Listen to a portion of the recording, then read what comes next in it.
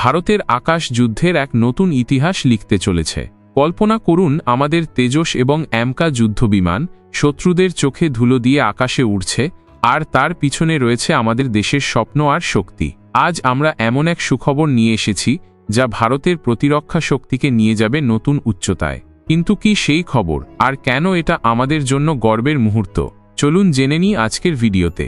বন্ধুরা, ভারতের প্রতিরক্ষা ব্যবস্থার মেরুদণ্ড হল আমাদের যুদ্ধবিমান, আর যুদ্ধবিমানের হৃৎপিণ্ড হল তার ইঞ্জিন। কিন্তু দীর্ঘদিন ধরে আমরা জেট ইঞ্জিনের ক্ষেত্রে অন্য দেশের ওপর নির্ভরশীল। আমাদের তেজস যুদ্ধবিমান, যেটি ভারতের আকাশের গর্ব, সেটিকেও আমেরিকার GE-404 ইঞ্জিন দিয়ে উড়তে হয়েছে। কিন্তু এই নির্ভরতা আমাদের স্বাধীনতার পথে একটা বড় বাধা।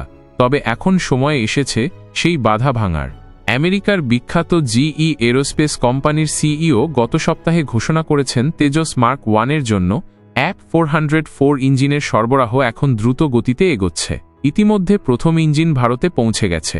এর মানে তেজসের উৎপাদন এখন আর বিলম্বিত হবে না। আরও বড় খবর হল, আমাদের পঞ্চম প্রজন্মের স্টেলথ যুদ্ধবিমান অ্যামকার জন্য F-414 ইঞ্জিনের চুক্তি চূড়ান্ত পর্যায়ে। এই ইঞ্জিন অ্যামকাকে দেবে অতুলনীয় শক্তি আর গতি, যা আমাদের শত্রুদের মনে ভয় ধরাবে। এখন প্রশ্ন হল, এই ইঞ্জিনগুলো কেন এত গুরুত্বপূর্ণ? আর এর উত্তর হবে, F-414 ইঞ্জিন তেজসকে দেয় 84 কিলোনিউটনের শক্তি, যা এটিকে দ্রুত, তৎপর আর শক্তিশালী করে। অন্যদিকে F-414 ইঞ্জিন অ্যামকার জন্য 122 কিলোনিউটনের শক্তি দেবে। এই ইঞ্জিন কম্প্যাক্ট, হালকা ও অত্যাধুনিক। এটি আমাদের অ্যামকাকে স্টেলথ ক্ষমতা দেবে, যার ফলে এটি শত্রুর রাডারে ধরা পড়বে না। বিশ্বে মাত্র কয়েকটি দেশের কাছে এমন ইঞ্জিন রয়েছে। এমনকি চীন ও রাশিয়ার স্টেলথ বিমানও ইঞ্জিনের সীমাবদ্ধতার কারণে পুরোপুরি সফল নয়। তাই এই চুক্তি ভারতকে বিশ্বের শীর্ষ প্রতিরক্ষা শক্তির তালিকায় নিয়ে যাবে। বন্ধুরা, এই খবর শুধু একটা চুক্তি নয়, এটা আমাদের দেশের স্বপ্নের একটা মাইলফলক। ভাবুন, যখন তেজস এবং অ্যামকা আমাদের আকাশে শত্রুদের বিরুদ্ধে গর্জন করবে, তখন প্রতিটি ভারতীয়ের বুক গর্বে ফুলে উঠবে। আমরা আর পিছিয়ে নই। GE এর এই প্রতিশ্রুতি আমাদের প্রমাণ করে দিয়েছে ভারত এখন বিশ্বমঞ্চে সমান তালে লড়াই করতে প্রস্তুত। তবে এটি সবেমাত্র শুরু। আমরা কাবেরী ইঞ্জিনের মাধ্যমে নিজেদের ইঞ্জিন তৈরির পথেও এগোচ্ছি। 2035 সালের মধ্যে আমাদের স্বনির্ভরতার স্বপ্ন পূরণ হবে।